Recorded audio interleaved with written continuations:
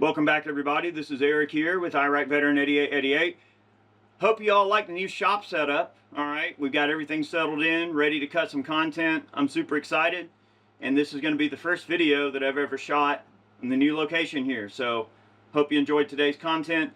We're going to be talking about electrolysis. Okay, this is a really cool way to clean a super filthy bore. And in case you haven't noticed, I've got my cannon off the carriage. It has been stored in maybe less than ideal conditions, and it got stored a little bit dirty the last time I used it, so it's super skanky. She's dirty, y'all, so we got to clean this thing up, and we're going to use a process called electrolysis. We're going to use electricity to clean this cannon. It's going to be a lot of fun.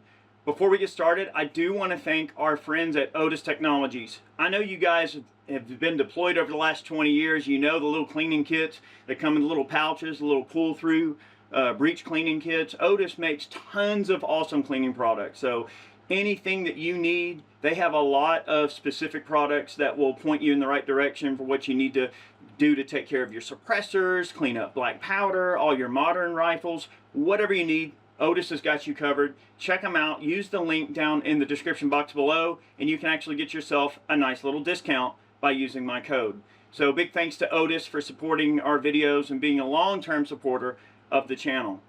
So look, this is a super easy thing to do. All right, so first you need a gun that is very dirty. Now the process for setting up to do this electrolysis, you can do it on small you do rifles, you know, military surplus rifle. Maybe you got a surplus gun that's got a super skanky bore, and it's no matter what you do, you can't get the freaking thing to get cleaned up, and you've tried everything. A caveat that I want to add about this process is that it can further deteriorate the condition of the bore on your rifle. So you should only use this process when you've tried every other cleaning method, or in my case, I'm just being a little lazy and I want to let electricity do the work. So this particular cannon is a South Bend Replicas casting that has been broached and lap welded with a 37mm deck gun barrel from World War II. So it is a stainless steel insert. So this thing is pretty safe to do for this particular type of cleaning, because being stainless steel, it's going to really, you know, resist a lot of harsh chemicals and corrosion and things like that. When you're done with this process, you want to make sure you oil your bore really well afterwards. If the bore is in really poor condition, listen, it will help lift out copper, fouling, okay, all different types of carbon and plastic fouling, especially if you have a shotgun barrel that is, let's just say it's resisting any cleaning that you're trying to do with it. A shotgun barrel that's full of plastic wadding, this will help pull it right out. So essentially what we do is you're going to need whatever barrel that you need to clean, that you really need to clean. You're going to need some baking soda, okay? You're going to need some water. And by the way, water is nature's best solvent, in case you didn't know. And you're going to need a sacrificial anode, okay? In this case, we have just a piece of steel hobby rod from the hardware store. Now, obviously, you want to make sure your hobby rod is set up to where it will go down the bore of your rifle, but not touch the wall of the receiver. You want to isolate this rod from the barrel, okay? So you can do that by just wrapping, like in our case, we're going to wrap the ends with a little bit of tape. You know, we may have to make ourselves a couple of little small pucks. Sometimes you can take some rubber washers to put around the outside of the sacrificial anode, but it's important that the anode not touch the physical barrel, because what we're doing here is we're going to use a car charger, okay? So I have my DeWalt, little handy DeWalt car charger. You're going to take a car charger or something like a motorcycle tender, and you're going to essentially create a loop, okay? You're going to attach the negative to the metal and the positive to the sacrificial anode. And what's going to happen is this water and baking soda are going to react, and it's going to have a process called electrolysis. And it is going to create these ions that are going to be charged, and they're going to want to stick to a positive lead. Okay, so we're gonna put the positive on the anode, and all the garbage that is pulled out of this barrel is going to stick to this sacrificial anode. So give me a moment to set up, and I'm going to change the camera angle and I'm going to show you what this looks like when it's working properly. So all I'm going to really do off camera is I just have to put a stopper in the flash hole on the cannon, and then I'm just going to prepare the rod. As I mentioned, I'll show you before I put it all together, and I just got to make sure it's watertight. So for your rifle, like say you're going to do an old milsurp or something, you can get a variety of different nylon plugs that are made to plug up, you know, a rifle for like parkerizing or other types of submersions and bluing and things like that. You can get those plugs through Brownells. If you want, they sell them and they're relatively inexpensive. For the purposes of today's video, obviously I don't need those plugs because all I'm doing is plugging up the flash hole of this cannon. But you will need to plug the bore to make it where it'll hold water, okay?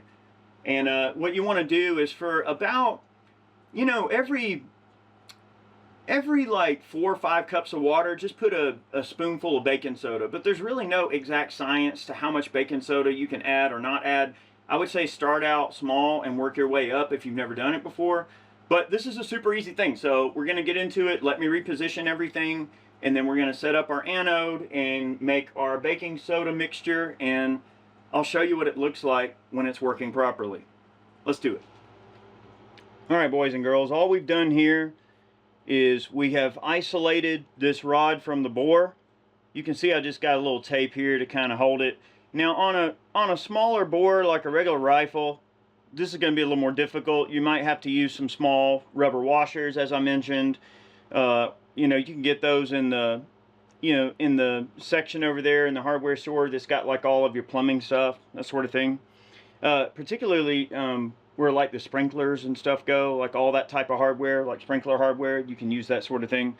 But anyway, since this is such a large bore, this is going to be a much easier thing to demonstrate. So what you want to do is we're just going to go ahead and top this cannon barrel off with a solution of water and baking soda. And I'm pouring this from a weird angle just so you can see, but anyway, let's fill her up.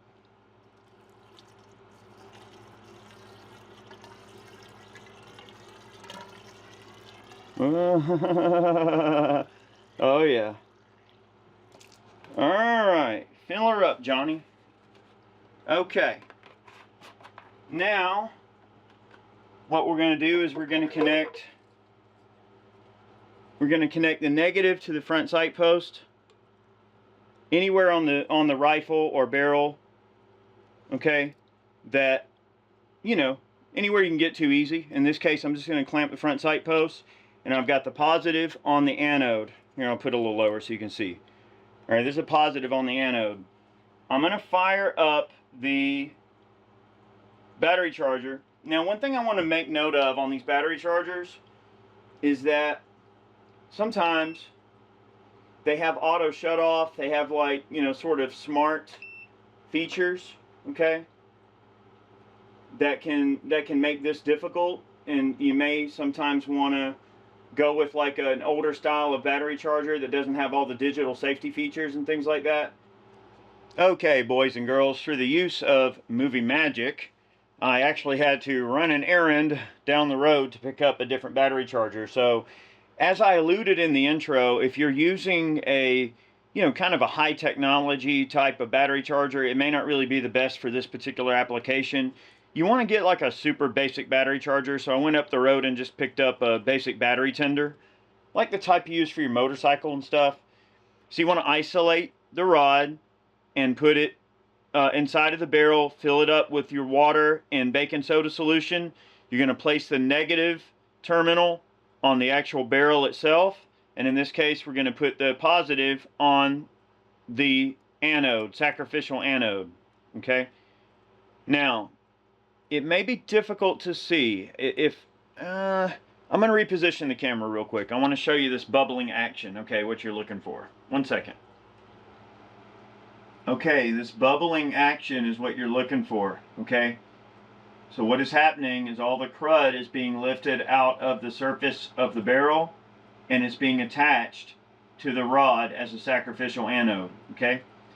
We're going to allow this contraption to sit for a while, and what's going to happen is all the carbon and rust and gunk is going to stick to this rod. You want to be cautious on how long you let this sit. I would say no longer than about 20 or 30 minutes, and then check. You know, it's always okay to just recheck. But right now we're supplying 12 volts of power to this arrangement here. And I must also stress that you do not want to use wall voltage. It's way too high. You've got to use like a battery tender or some type of low voltage option. If you don't have a battery tender, you can also use a 6-volt lantern battery. That will also work. Of course, just attach the electrode in the same way. Put the negative on the barrel and then the positive on the sacrificial anode. And you can use a 6-volt lantern battery. It will take longer if you use a 6-volt lantern battery. The battery tender is faster and more effective. You know, there's probably something to be said about the mixture of baking soda to water. You can use salt and water instead of baking soda and water, but I would strongly recommend using baking soda, because if you use salt, it's going to give off some dangerous fumes.